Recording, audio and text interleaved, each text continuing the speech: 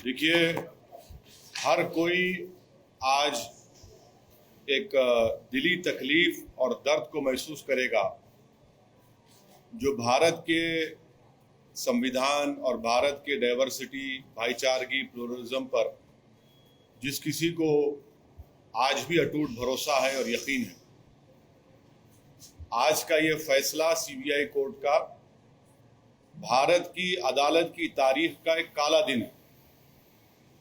और मैं इसलिए कहता हूं क्योंकि सुप्रीम कोर्ट ने 9 नवंबर को जो सिविल डिस्प्यूट के मुकदमे का फैसला दिया था, जजमेंट में सुप्रीम कोर्ट ने कहा था, अंग्रेजी में कहता हूं कि सुप्रीम कोर्ट ने कहा था कि it is an egregious violation of rule of law.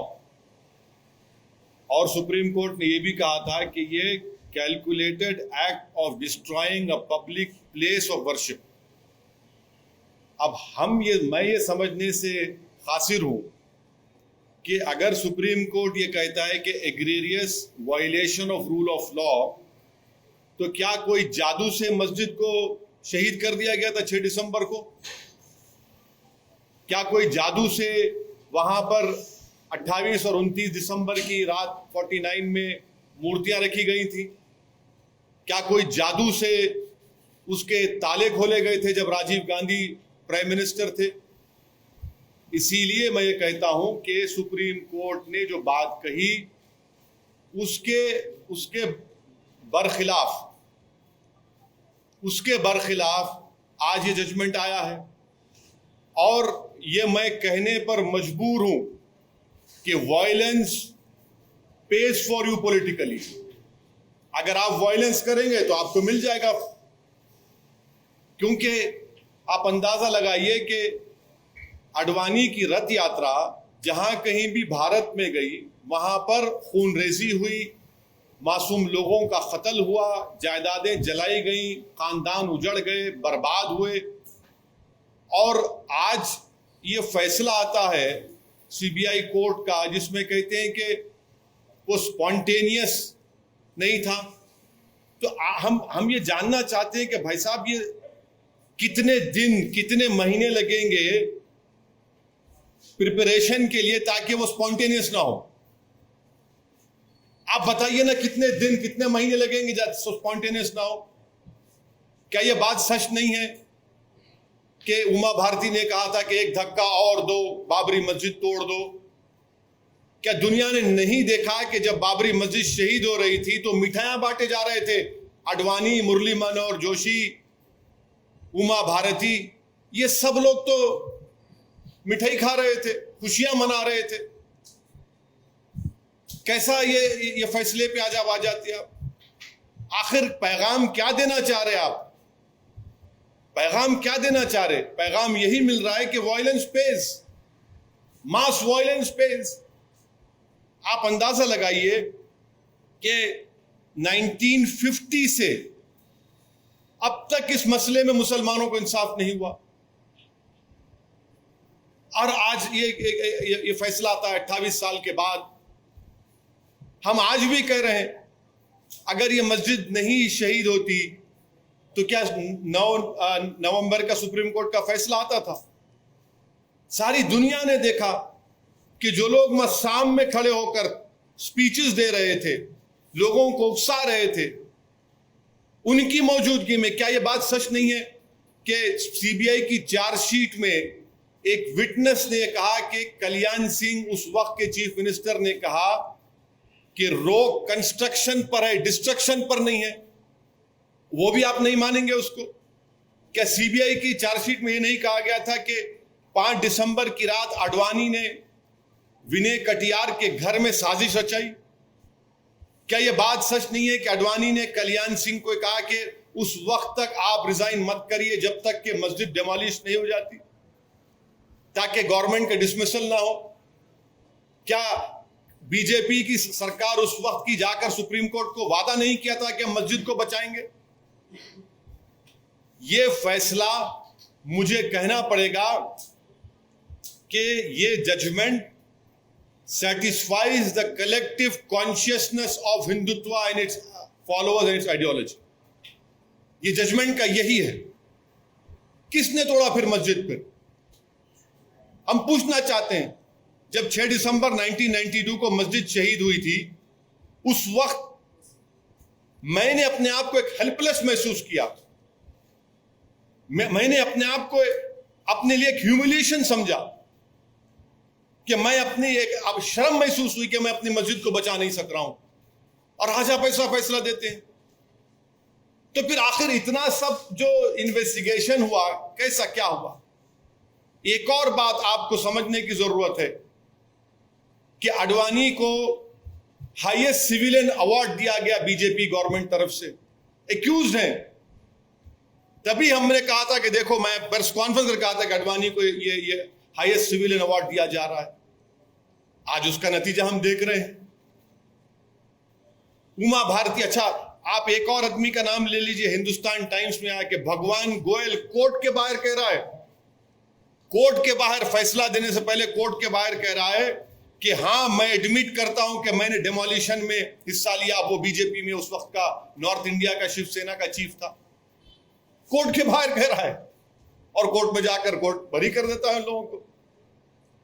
तो ये मेरे लिए बहैसियत एक भारत के मुसलमान के लिए, जो मैं 6 दिसंबर 1992 को जो मुझे एक ह्यूमिलिएशन और बेबसी जो मैं महसूस किया था, आज मैं वही महसूस कर रहा हूं। इंसाफ नहीं हुआ इस मसले में, इंसाफ नहीं हुआ इस मसले में। जिन लोगों के इशारे पर, जिन लोगों की मौजूदगी में, जिनके तकारीर के जुमलों पर ये वायलेंस, तशद्दुद हुआ, क्रिमिनल एक्ट जिसको सुप्रीम कोर्ट ने कहा, आज वो पूरे के पूरे बरी हो गए।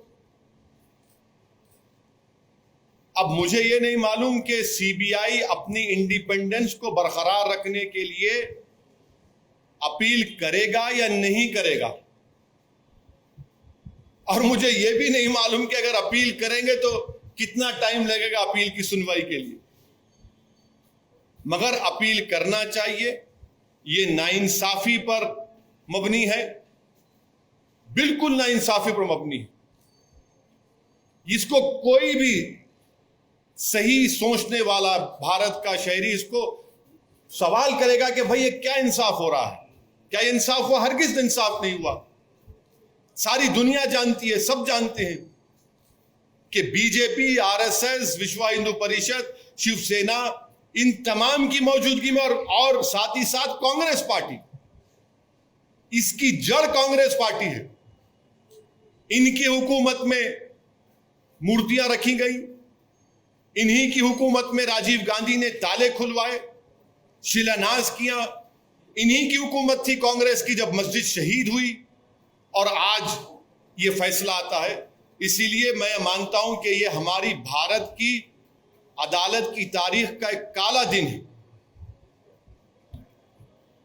सर, ये भी आप हमेशा कानून को मानते हैं, हमेशा कोर्ट जो है, कोर्ट से प्रोटेक्ट होते हैं, उसकी बहुत इज्जत करते हैं, लेकिन जैसे नतीजा ऐसा अगेंस्ट में आता है तो आप कोर्ट को भी ये कर लेते हैं, क्यों सर?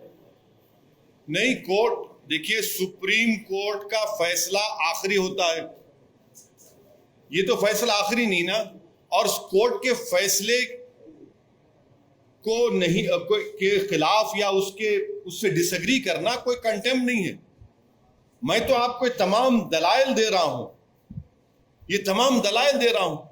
जजेस भी सब देखे होंगे ना सर? क्या? वही तो हम कह रहे हैं ना, ये देख के कैसा फैसला दिया आप, वही तो हम पूछ रहे हैं। वही तो हम कह रहे हैं कि आप ही की चार्जशीट में आप ये लिख रहे हैं कि कल्याण सिंह ने कहा कि रोक कंस्ट्रक्शन पर है, डिस्ट्रक्शन पर नहीं है। उमा भारती ने कहा कि एक धक्का और दो। आडवाणी को, मुरली मनोहर जोशी को, उमा भारती को, बाल ठाकरे को, राजीव गांधी को शोहरत कैसे मिली पॉलिटिक्स में भारत में? इसी वजह से मिली ना। इनको पॉलिटिक्स में अगर शोहरत मिली, सत्ता मिली, कैसे मिली? इसी वजह से तो मिली कि आपने हमारी मस्जिद के ताले खुलवाए, मूर्तियां रखी और हमारी मस्जिद को शहीद किया आपने। इसीलिए तो आप होम मिनिस्टर बन गए, इसीलिए तो आप गंगा की सफाई के मिनिस्टर बन गए, इसीलिए तो आप एचआरडी के मिनिस्टर बन गए, इसीलिए तो आप कल्याण सिंह गवर्नर बने। भाई, आपने मुझे खत्म करके मेरी बर्बादी के ऊपर आपने अपना सियासी महल तामीर किया और आज आपको क्लीन चिट दिया जा रहा है। आज आपको क्लीन चिट दिया जा रहा है, यह अफसोसनाक बात है। तो आगे क्या करने का विचार है सर?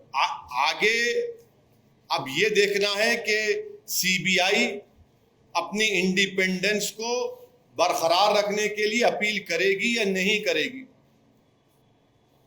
और अगर सीबीआई नहीं करती तो मैं मुस्लिम पर्सनल लॉ बोर्ड के जिम्मेदारों से अपील करूंगा कि वो इसके खिलाफ अपील करें। फैसला आता है और लॉ मिनिस्टर अडवाणी के घर को पहुंच जाते हैं। आप बताइए क्या पैगाम दे रहे हैं आप उन लोगों को जो भारत की खूबसूरती को मानते हैं, इंसाफ को मानते हैं? क्या पैगाम दे रहे हैं उन मीडिया के लोगों को जिन्होंने अपनी जानों को खतरे में डालकर कोर्ट में जाकर बयान दिया, उन पुलिस के ओहदेदारों पर जो अडवाणी के सिक्योरिटी में थे? उन्होंने कहा कि हां ये तमाम प्री प्लान था। क्या कोई जादू हुआ था क्या उस दिन? फिर किसने किया मेरी मस्जिद को शहीद? बताइए ना आप, मैं जानना चाहता हूं मेरी मस्जिद को शहीद किसने किया? फिर अगर मुरली मनोहर जोशी, अडवाणी, कल्याण सिंह, बाल ठाकरे, ये 32 एक्यूज, विनय कटियार, जिसमें नरसिम्हा राव भी शामिल है, कांग्रेस पार्टी, राजीव गांधी, इनकी हुकूमत शामिल, किसने किया? फिर बताइए ना, इंसाफ होगा या नहीं होगा? हमको बताइए आप। या इसी तरह हम अपने आंसू बहाते रहें? जमहूरियत को मजबूत करना जरूरी है, इंसाफ को मजबूत करना जरूरी है, मगर यह फैसला आता है। देवन आचार्य धर्मेंद्र दास ये कहते हैं कि ये अभी तो जानकी है, काशी मथुरा बाकी है, जहां जहां इस तरह के दाग हैं उनको जल्द हटाया जाएगा। आप क्या कहेंगे सर? मैं क्या कह सकता हूं सर, आप अपने टीवी प्रोग्राम पर बोलिए कि रात में 9 बजे एक प्रोग्राम कर लो, इनके बयान पर कर लो ना। आप तो वो भी नहीं करना चाहते, करिए ना। आज आपने बाबरी मस्जिद की डेमोलिशन में जिन लोगों पर क्रिमिनल केस था उनको एक्सोनरेट करके आपने उनको पैगाम दिया है कि चलो आगे चलो, काशी और मथुरा को जो करना है करो, हम तुम्हारा क्लीन चिट देते जाएंगे। जहां तुम्हारी आस्था का मामला आएगा हम उस पर तुमको मदद करते जाएंगे। तुम ठहरो, तुम मुंह अंदर घुसकर उसमें ईदगाह में अब दोबारा मूर्ति रख दो, हम तुमको दे देंगे वो। यही तो हो रहा है ना। आप अंदाजा लगाइए रूल ऑफ लॉ फिर क्या होगा। रूल ऑफ लॉ इससे क्या होगा? सुप्रीम कोर्ट ने कहा non egregious violation of rule of law. तो क्या रूल ऑफ लॉ का वायलेशन नहीं हुआ? सुप्रीम कोर्ट ने कहा calculated act of destroying a public place of worship, और आप कहते हैं कि स्पॉन्टेनिटी नहीं थी। फिर क्या होगा? श्री कृष्णा कमीशन मुंबई में, उसका इंसाफ नहीं हुआ। अरे कितने कितने वाकयात जहां पर फसादात हुए मुसलमानों के लिए, दलितों को इंसाफ होता ही नहीं। और आजकल आप आज शाम से आप सुनेंगे कि ये जो बड़े बड़े ज्ञानी लोग हैं, लुक अहेड, भूल जाइए, आगे बढ़िए। अरे आगे कैसे बढ़ेंगे हम? आगे कैसे बढ़ेंगे? सारी दुनिया की आंखों के सामने 6 दिसंबर को मस्जिद को शहीद किया गया, डेमोलिशन किया गया। मैं भूल जाऊं क्या क्या भूलूं? बताओ मेरे से आप। कितने मेरे बर्बादी के दास्ताने फसाने तुम्हारे सामने रखूं ताकि तुम्हारे कलेजे में जो अगर दिल है तो उसको धड़कन हो, उसको तुम मेरी तकलीफ को महसूस कर सको। क्या पैगाम दे रहे हैं आप इस फैसले से? हम उम्मीद करते हैं कि सीबीआई अपनी इंडिपेंडेंस के लिए अपील करेगा। मुझे नहीं मालूम करेगा नहीं करेगा, तो मैं तो गुजारिश करूंगा all India Muslim personal law board के जिम्मेदारों से कि वो अपील करें इस जजमेंट के खिलाफ। This today's judgement, in my opinion, is a sad day in the history of Indian judiciary. It is a very sad day that mass violence pays. The whole world knows, people of India know that it was the Rath Yatra of Mr. Advani. Wherever it went, it created havoc. It created loss of life of innocent people. It destroyed homes. The whole world knows that it was the BJP government of Kalyan Singh which went to Supreme Court and gave a solemn affirmation that will protect the Babri Masjid. The whole world has seen the visuals that on the day of 6 December, Mr. Advani, along with Uma Bharati, along with Murli Manohar Joshi, and all the other 32 accused were sitting on the dais. They were rejoicing in the demolition of the masjid. Sweets were being distributed. And now the court said there was no spontaneity. There was no conspiracy. Then please enlighten me. How many days and months of preparation is required to disqualify an action from being spontaneous? What is this? What is the message that is coming out? How is it that there is no conspiracy in it, there is no spontaneity to it? You assemble all the people. Who assembled them? Who called them to that place? Was it an act of God that some magic was done, that idols were placed in a masjid on 29 December in 1949? Was it a magic show that locks were opened? Was it some sort of magic that on 6 December the masjid was demolished? Who called for the people, assembling of the people over there? Who made sure that they entered over there? Isn't it true that the CBI charge sheet says that Kalyan Singh said in Hindi that rock construction par hai, destruction par nahi hai? Didn't the CBI charge sheet say that on 5th of December Advani conspired and made a conspiracy in the house of Vinay Katiyar? Isn't there proof that Advani told the then Chief Minister Kalyan Singh that don't resign until the masjid is demolished so that your government is not dismissed? Didn't Kalyan Singh as the Chief Minister went to Supreme Court and said we'll protect the structure? Isn't it true that on 9th of November last year the Supreme Court said that the demolition is a calculated act of destroying a public place of worship? Didn't the Supreme Court say that it's an egregious violation of rule of law? All these are facts. And how is it that all of them are exonerated? Even while going inside the court, one Bhagwan Goel, who was the North India chief of Shiv Sena, now is in BJP, said, yes, I demolished the Babri Masjid. Where will rule of law go? As a proud Indian Muslim, on 6th of December, I felt shame, humiliation, desperation, helplessness. That same feeling I'm feeling now. That same humiliation, desperation, and helplessness I'm feeling now. That people who presided over the demolition of a masjid are going scot-free. And I had warned the nation through all of my media friends that when Advani was conferred the highest civilian award, I knew on that day that yes, this will happen. And please tell me, as an Indian Muslim, my question is, how did Advani become famous? How did Murli Manohar Joshi become famous? How did Rajiv Gandhi become so much famous? Because they presided over the demolition of this Babri Masjid.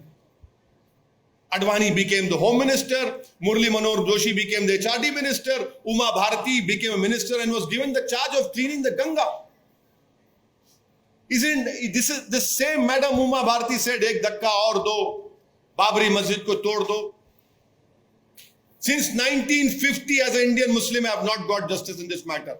And I must say on record, it is too much of a coincidence to be coincidence. This is, and I hope, I don't know whether the CBI would appeal against this judgment. But to protect its independence, it must appeal against this strange judgment, which has rewarded the people who took out this whole Rath Yatra, who were the ones who created this issue of Ram Mandir.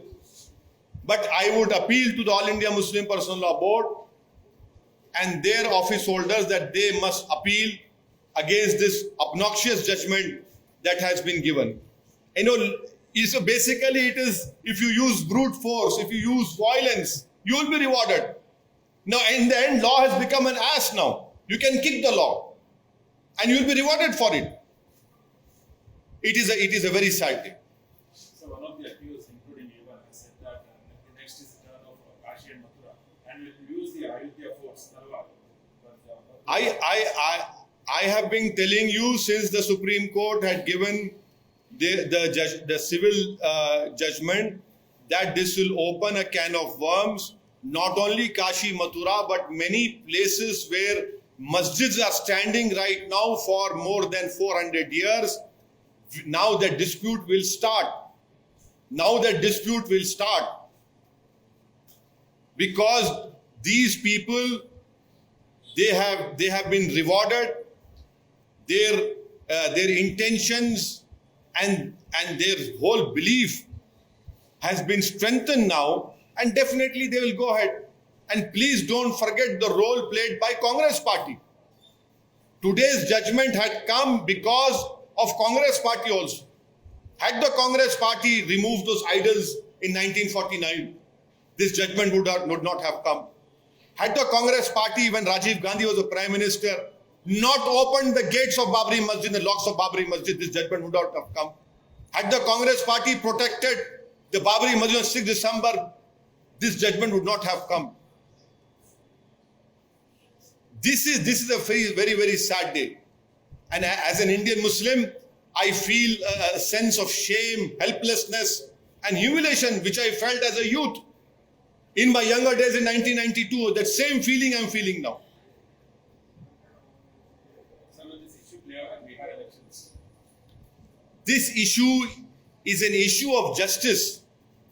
This issue is an issue of ensuring that people who were responsible for the demolition of Babri Masjid should have been convicted. But they have been politically rewarded in the past by becoming the Home Minister, by becoming HRD Minister. In fact, BJP is in power because of the issue. The whole world has seen how politically rewarding it was for BJP when they started the issue of Ram Mandir. And tomorrow many other issues will be opened.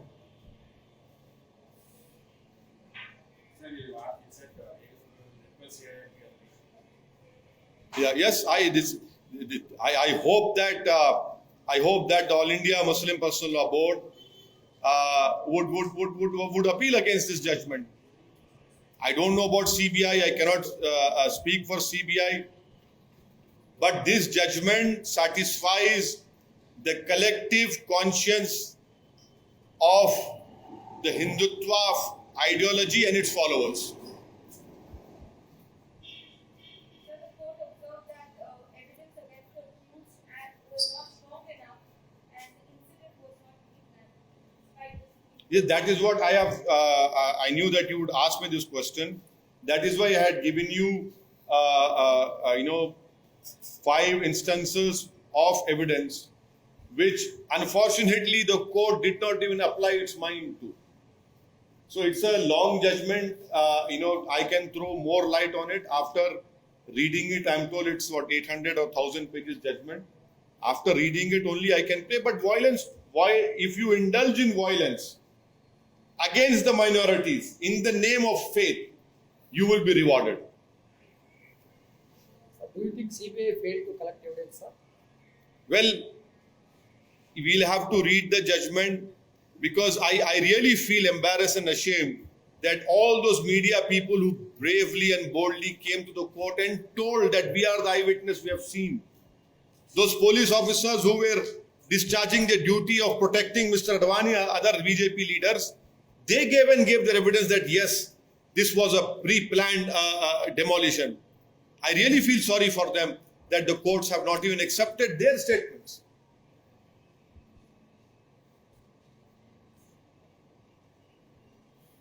Thank you.